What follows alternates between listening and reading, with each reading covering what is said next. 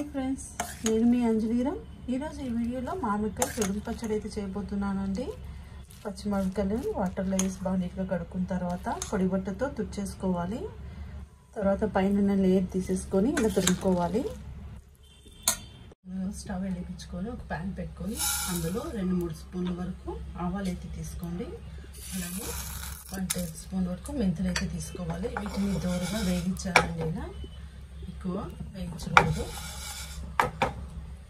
వీటిని మాత్రం వేయించుకుంటే సరిపోతుంది. వీటిని పూర్తిగా చల్లారిన తర్వాత మిక్సీ పట్టేసుకోవాలి. వీటిని ఇలా పౌడర్లో మిక్సీ పట్టేసుకుందాం. ఇలా మిక్సీ పట్టేసుకొని పక్కన పెట్టుకోవాలి. మామిడికాయ తురుము ఇలా నాకు 1 కప్పుకి అయితే వచ్చింది. ఇలా వీటిని ఇందులో వేసేసుకోవాలి. మెజర్మెంట్ గ్లాస్ చూసుకోవాలంటే ఇలా వేసుకోండి. మనకి మెజర్మెంట్ కరెక్ట్గా తెలియాలంటే ఇలా వేసుకోవాలి.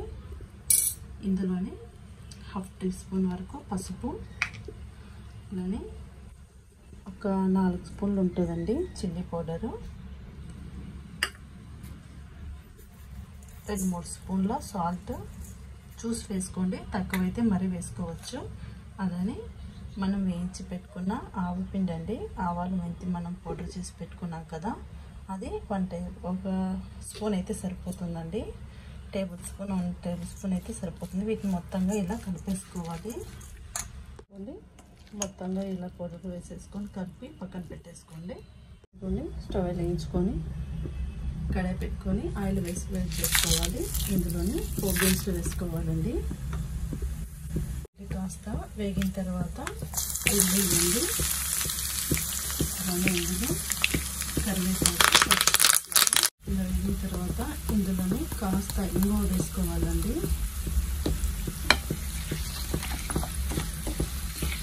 వెల్లుల్లి కాస్త కలర్ మారే వరకు వేయించుకుంటే సరిపోతుంది. వెల్లుల్లి కాస్త కలర్ వచ్చింది కదా, ఇప్పుడు స్టవ్ ఆఫ్ చేసేసుకొని ఇప్పుడు కాస్త చల్లారే వరకు పక్కన పెట్టుకొని తర్వాత మామిడికాయ తురుము పచ్చడిలోకి వేసుకోవాలి. ఇలా వేడి మీద వేయకూడదండి, ఎక్కువ రోజులు నిల్వ ఉండదు. ఎక్కువ రోజులు మనకి నిల్వ ఉండాలంటే కాస్త చల్లారిన తర్వాతే ఈ పోపుని అందులో వేసుకోవాలి. ఇప్పుడు ఇందులో పోపు అయితే వేసేసుకుందాం. గోరెచ్చగా ఉంది, ఇలా ఉన్నప్పుడు వేసేసుకోవాలి. మనకి ఇది 1 నెల రోజుల పాటు వరకు నిల్వ ఉంటుందండి.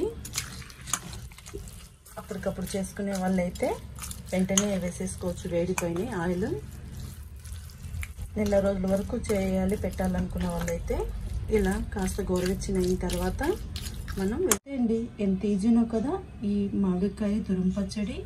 మనకి ఈ సీజన్లో ఎక్కువగా దొరుకుతుంటాయి కదా పచ్చి మామిడికాయలు. ఇలా పచ్చడి చేసుకొని ఒకసారి తిని చూడండి, డెఫినెట్గా మీకు కూడా ఖచ్చితంగా నచ్చుతుంది. అంత టేస్టీగా ఉంటుంది.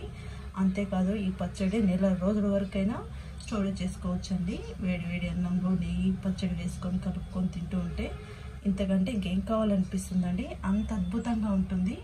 మరి ఈ వీడియో మీకు నచ్చినట్లయితే లైక్ చేయండి, షేర్ చేయండి, సబ్స్క్రైబ్ చేసుకోండి, అలాగే బెల్ ఐకాన్ క్లిక్ చేయండి. Thank you for watching.